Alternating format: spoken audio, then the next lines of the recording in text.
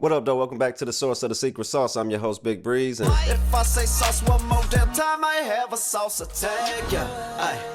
Previously on the source of the secret sauce. Right after Kenny and old girl have a normally framed convo, we cut to an upwards angle of her touching the talisman as well, showing she is one of the higher ranking members as she acts as the doctor and is in charge of locking up. We cut to Boyd looking across town at Colony House, and we get a quick glimpse of some people playing around attempting to stay sane in this crazy ass town. Boyd sees his son carrying Fatima into the house. Again, this is all frame well, so if a newbie filmmaker had shot it, we would applaud him. But I will add, the camera height is below eye level, almost like a cowboy hero shot showing the pecking order. At this moment, Kenny is his right-hand man standing on his right side. We see Boyd into the post office, which brings more questions for new viewers because we know he ain't no damn mailman, so this has to be like the police station because clearly the mail ain't running today. And that always made me wonder, when the hell is garbage day? Like, where is the dookie going when they flush the toilet? Anyway, Boyd walks in and I assume he locks up, but we don't get the close-up of him touching the talisman. And that's not to say that they never filmed it, but editing-wise, they did a pretty good job of proving that he on his shit. Then we push in for a close-up to a sign that says 96 nights without incident. Again, in filmmaking, every clue and every detail doesn't have to come from just dialogue.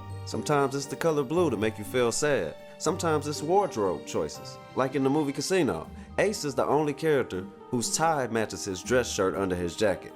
I mean, pretty much every time. And that's their way of letting you know, Ace is the man around that bitch, you feel me? But yeah, the sign is heavy, and with something as simple as a push-in shot with the right music, delivers the big sauce that we looking for, baby.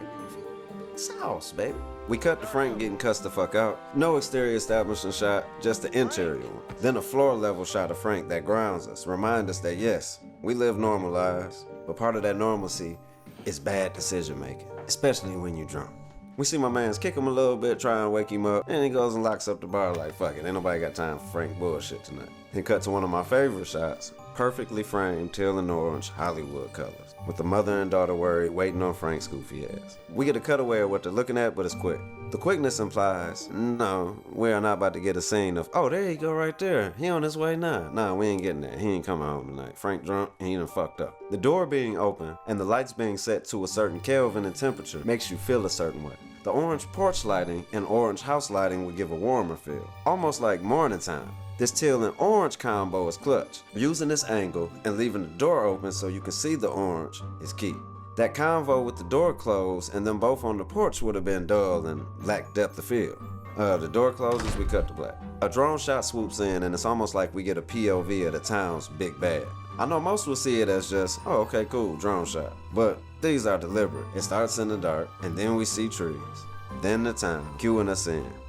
It's officially nighttime, motherfucker. Cut to a girl praying, properly framed. Wide shot of the mom closing the blinds, apparently that helps. Again, another clue. If you don't look at them or listen to them, maybe it's harder for them to trick you. We hear knocking with a wide shot of a little girl getting ready for bed. She pauses and falls forward like a goofy. Of course. The scene is clutch though, because nothing locks in viewers like killing a little kid in a pilot. It screams, anybody can get it in this show.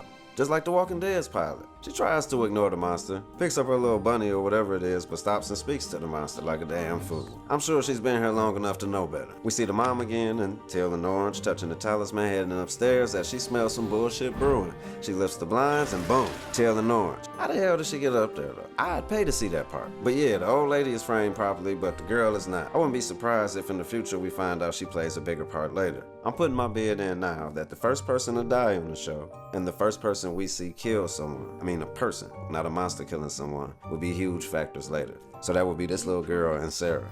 And that's based on this framing and the timing of this episode and other interviews. And I don't know if you've seen E-Man's interview, but we caught some womp-womps on some of my predictions. And we got it right on some of my other predictions. So let's keep it pushing. Because this is about bridging the gap between creator and audience. So again, the pecking order with filming a movie can be a little different. So there might be details that I tell my boom operator that the actor may not know. There might be details that I tell my DP that no one else on set knows. And it's for a particular reason. Moving on.